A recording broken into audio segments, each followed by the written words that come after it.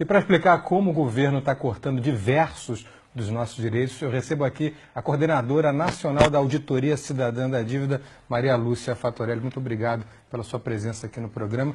Eu queria que você tentasse explicar em 3 minutos, o que é difícil, a sua tarefa é árdua diante do massacre de propaganda do governo a favor da reforma da Previdência. Eu queria que você explicasse por que o déficit, o famoso déficit da Previdência, é na verdade um déficit fabricado, que é a tese que você defende, e queria que você explicasse isso à luz do parágrafo 194 da Constituição Brasileira. Em primeiro lugar, agradeço a oportunidade de estar aqui com vocês, uma honra para a Auditoria Cidadã da Dívida. E essa questão da Previdência, ela foi a maior conquista da Constituição Federal. Os constituintes colocaram no artigo 194 da Constituição a seguridade social, a segurança do povo. Que não é só Previdência. Não é. São 3 fatores. É um tripé. É previdência, assistência e saúde. Foi a principal conquista social. Ela é tão importante que na própria Constituição, no artigo 195, os constituintes estabeleceram o financiamento desse tripé. Então, eles colocaram lá fontes variadas de financiamento, como uma cesta.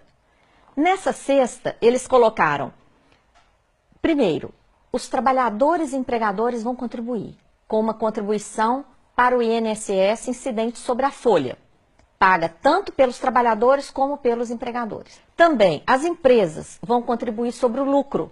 Então foi criada a contribuição social sobre o lucro líquido. Criaram também a contribuição que incide sobre o consumo. Tudo que consumimos, bens, serviços, a COFINS, contribuição para o financiamento da Seguridade Social, que é a maior arrecadação do país.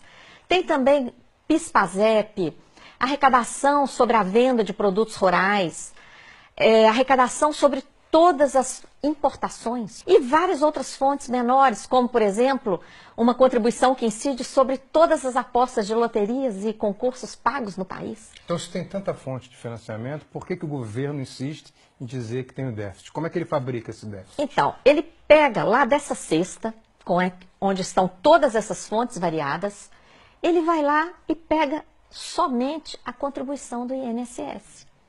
E compara o que se arrecada com essa contribuição, paga por empregados e empregadores urbanos e rurais, ele compara isso com todo o gasto da Previdência, que é o maior entre o tripé da Previdência, Assistência e Saúde. O maior deles é a Previdência.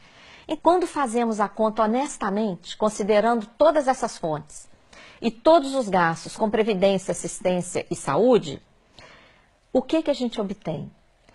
Uma sobra de recursos de dezenas de bilhões de reais todo ano. Sem falar que há dívidas de empresas no montante de 350 bilhões com a Seguridade Social, né? Isso, a sobra de recursos ainda poderia ser muito maior por causa da sonegação, que você menciona, que ultrapassa 400 bilhões de reais, segundo estimativas, inclusive a lista dos devedores da Previdência. As desonerações, que são setores que são liberados de contribuir para a Seguridade Social. Por exemplo, o agrobusiness. Então é uma infâmia muito grande. O governo libera o agronegócio de pagar a contribuição e depois fala que tem déficit. E ainda quer botar a culpa nos trabalhadores rurais, né? É uma olha, inconsistência. A sobra de recursos é tão impressionante que existe a tal da DRU, a desvinculação. E por que desvinculação? Porque essa cesta de contribuições, elas são vinculadas pela Constituição para a Seguridade. Então, vem o governo, aumenta a DRU, que é essa mordida, morde atualmente 30% dos recursos da Seguridade Social, desvia principalmente para pagar juros da dívida pública. Que responde por quase 50% do nosso orçamento. Todo ano, né? E depois vem falar de déficit? Não. Maria Lúcia, essa explicação dos ovos, né, dos 8 ovos na cesta, é muito boa, porque ela consegue se contrapor a essa propaganda maciça do governo que tenta impor uma visão da reforma da Previdência para o grande público. E, ao mesmo tempo, a grande mídia faz o mesmo, inclusive através de analistas políticos que sempre repetem: a reforma da Previdência é primordial e sem ela o país vai quebrar. Muito obrigado por ter sido tão clara com a gente.